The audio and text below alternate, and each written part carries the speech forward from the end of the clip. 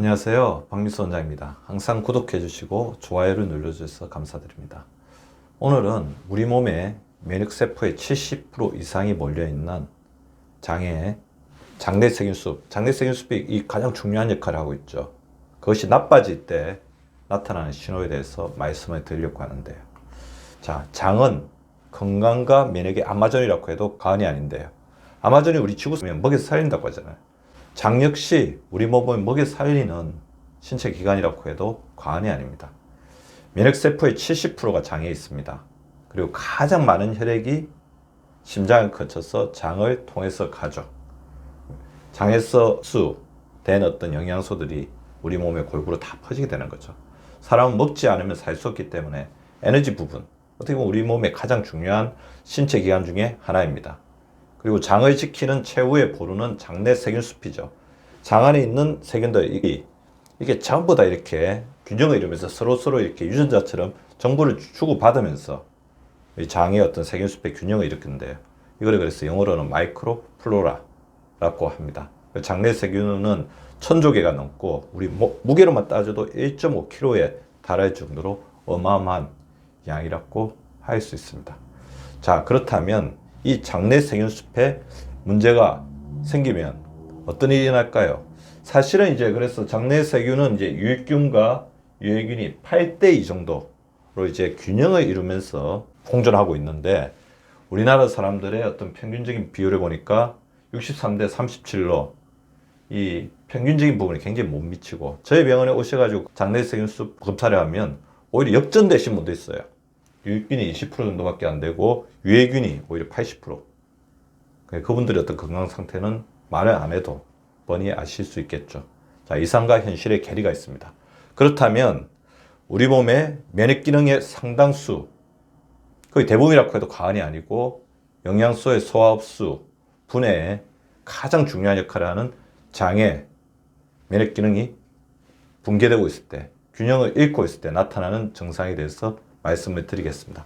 일단은 장기능, 상부 장기능, 하부 장기능이 뒤집어집니다.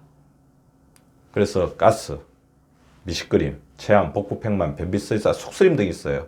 우리가 장이 안 좋다고 하면 우리 아랫배 쪽에 변비, 설사, 배가 아픈 거로 생각하기 좋은데, 자 보세요. 우리 위와 장은 연결되어 있죠.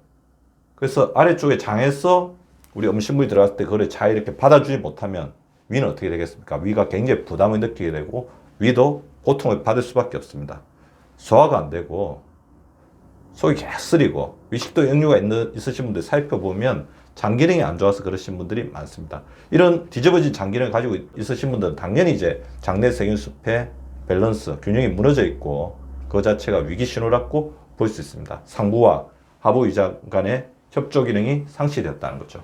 그리고 탄수화물에 대한 갈망, 이유 없이 탄수화물에 대해서 뭐 스트레스 크게 받거나 뭐 달라지는 환경이었는데도 탄수화물에 대해서 굉장히 갈망하는 게 있습니다. 우리 아까 유해균하고 유익균이 이렇게 밸런스를 이루면서 있다고 했는데 유해균 중에서 비만균이라는 균이 있거든요. 이 균이 유해균 안에서 상당수를 차지하면서 득세하게 되면 이 부분 자체가 탄수화물을 갈망하는 대뇌회로 신경전달 물질, 우리 몸에서는 이제 음식물에 대한 어떤 선호도를 나타내는 신경전달 물질들이 다양하게 있는데 도파민, 세로토닌 뭐 그런 부분에 대해서 교란을 시켜서 탄수화물에 대해서 갈망, 탄수화물 집착, 나아가서 탄수화물 중독까지 만들어낸다는 거죠.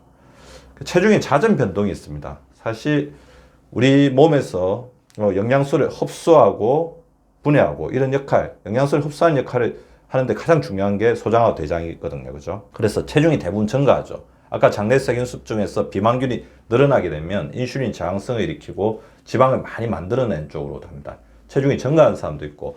근데 소장 쪽에도 이렇게 우리 유산균, 이제 장내 세균인데 이쪽이 망가지면 소장의 박테리아균이 이렇게 정식하면서 음식물이 잘 소화, 흡수 못하는 증후군을 일으켜서 체중 감소가 됩니다. 뭐 그렇다고 암이나 그러니까 종양은 아닌데 위암이나 대장암도 아닌데 체중이 이유 없이 감소하거나 이유 없이 증가한다면 장내 세균숲이 망가져 있지 않는지 반드시 체크를 해봐야 되는데요.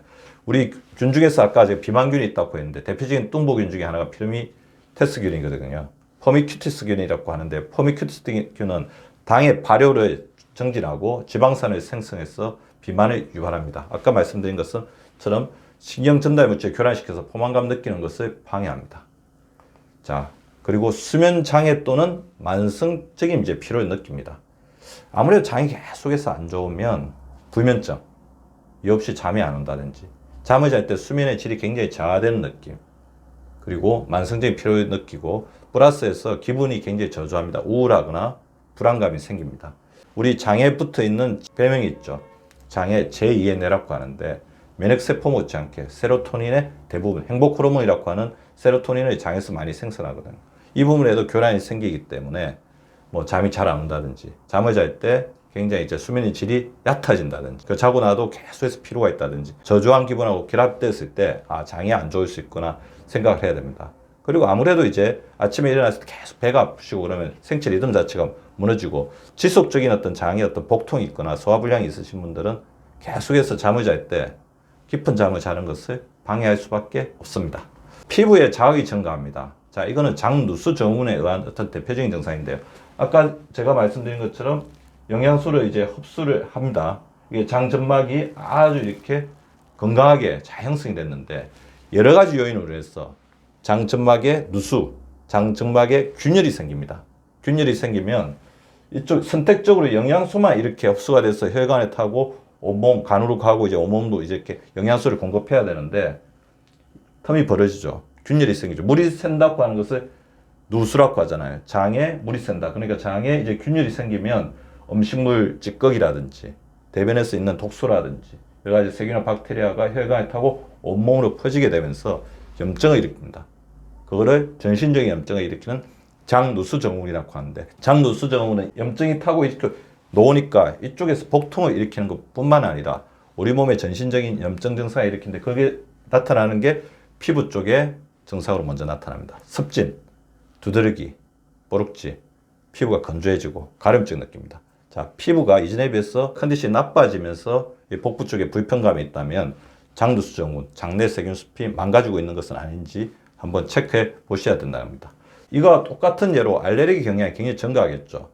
왜냐하면 우리 몸으로 퍼져서는 안 될 어떤 여러 가지 자극 물질들이 장에 균열을 타고 온몸에 퍼지게 되면서 알레르겐으로 작용하면서 염증으로 작용하면서 자가 면역 상태를 일으킨다는 겁니다. 그래서 알레르기 질환의 경향이 증가하는데 비염, 콧물 재채기, 아토피, 피부 가려움증, 천식, 호흡곤란, 밤에 잘 때 뭐 이렇게 숨이 약간 찬다든지, 관절염, 뭐 이렇게 관절이 붓고 통증이 있는 이런 자가 면역적인 경향, 알레르기 경향을 나타내는 것도 장내세균숲, 우리 장 안에서 장 점막을 튼튼하게 지켜주는 장내세균숲이 파괴되었을 때 나타나는 증상이라고 할 수가 있고요. 그리고 음식에 대한 관용성이 떨어지는데요. 이게 뭐냐면 장내세균숲이 아까 장점막을 지켜주고 영양소를 흡수할 때 하나의 버퍼 역할, 완충적인 어떤 역할을 하는데, 이제 완충제 역할이 무너지기 때문에 음식물 자체가 이전에는 관용성 있게 잘 받아들였던 음식물에 대해서도 알레르기 경향을 일으키기 때문에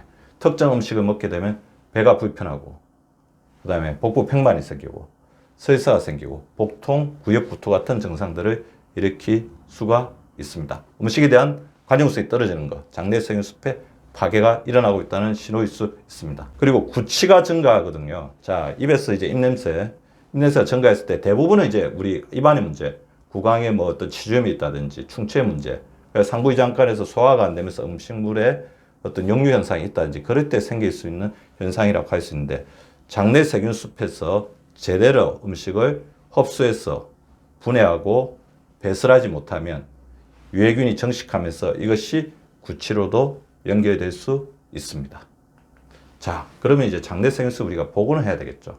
자, 원인은 이제 말씀드린 것처럼 과도한 당 섭취, 진통소염제를 많이 먹는다, 알코올 섭취, 영양소 결핍, 그 다음에 곰팡이 정식, 수분 섭취 부족 등이 원인일 수 있을 것 같고요.